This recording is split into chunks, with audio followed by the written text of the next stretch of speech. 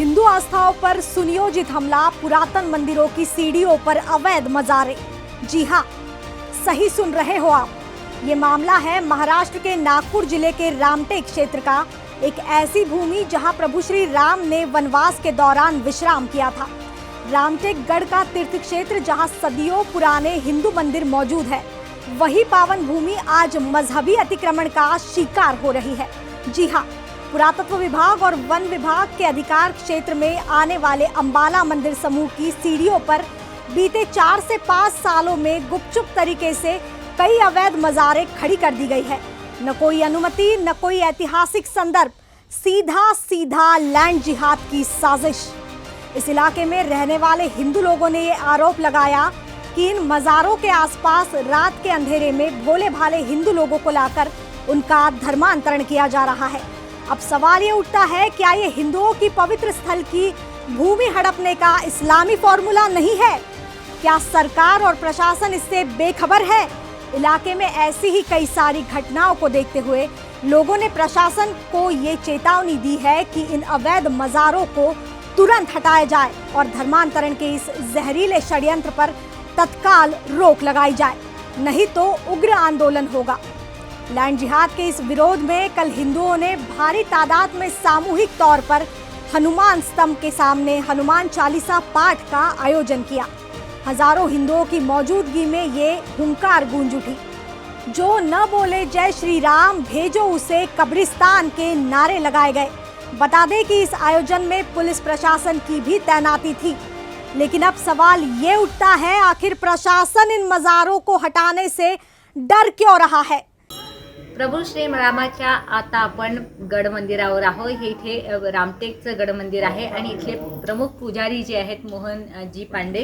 दादा, काय सांगाल एकंदरीत या मजारी आणि या हे पुरातन देऊळ आणि इथली व्यवस्था, एकंदरीत या मजारी आणि या व्यवस्था तुमचं काय निरीक्षण राहिलं आतापर्यंत?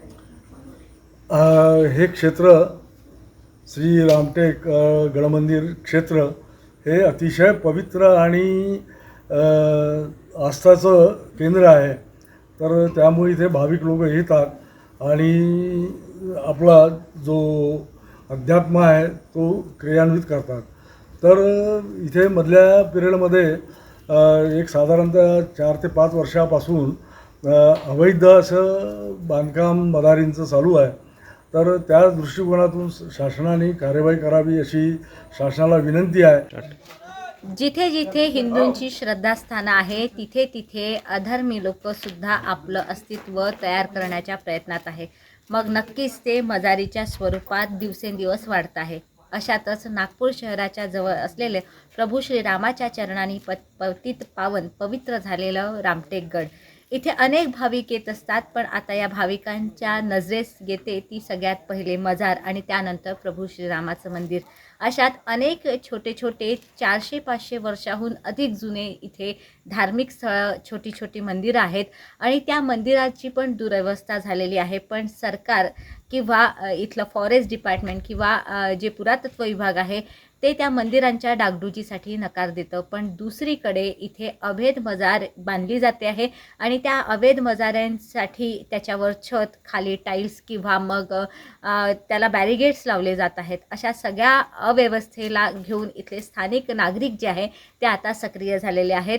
त्यांचं एक मोठं आंदोलन जे आहे ते उभं राहिलं आहे। रामटेकचे असेच एक नगरवासी आपल्या रामाच्या पायरीपाशीच जवळ असलेलं दत्त मंदिर, ज्याचं काही दिवसांआधी पावसामुळे भिंत ढासळली, त्या ठिकाणी मात्र पुरातत्व विभागाने ती भिंत उभी होऊ नाही दिली आणि ते आता त्या ठिकाणी छत गळते आहे, भक्तांना त्रास होतो आहे। पण त्याच्याच 4 पावलं समोर असलेलं धनुर्धारी हनुमान मंदिर, ज्याची खूप चर्चा सुरू आहे, त्या धनुर्धारी हनुमान मंदिराच्या बाजूला मात्र एक मजार उभी राहिली आणि त्या ठिकाणी अवैध बांधकाम उभं झालं। त्याच्यावर मात्र प्रशासनाने काही कारवाई केली नाही। हिंदूंच्या श्रद्धेचा विषय असलेलं प्रभू रामाच्या सभोवताल या प्रकारे विधर्मी लोकांचं आक्रमण वाढते आहे आणि ज्या श्रद्धेचं स्थान असलेलं दत्त मंदिर आहे त्याची मात्र डागडुजी करण्यासाठी प्रशासन परवानगी देत नाही। ही आमच्या सगळ्यांसाठीची अतिशय खेदाची गोष्ट आहे। माझी प्रशासनाला विनंती आहे की त्या दत्त मंदिराच्याही डागडुजीसाठी आम्हाला परवानगी द्यावी. बिलकुल, अनेक छोटी छोटी मंदिरं तिथे आहेत. अगदी सीतेची पावडी किंवा न्हाणीघर असं म्हटलं ते सुद्धा तिथे आहे. एकंदरीत सगळं पवित्र वातावरण आणि जंगलाचा जो भाग आहे आणि जंगलात जी ही अवैध मजार उभी राहिलेली आहे, एकंदरीत तिथे ही मोठी मजार आहे आणि आजूबाजूला अशाच अनेक 4 छोट्या छोट्या मजारी पण तयार होत आहेत.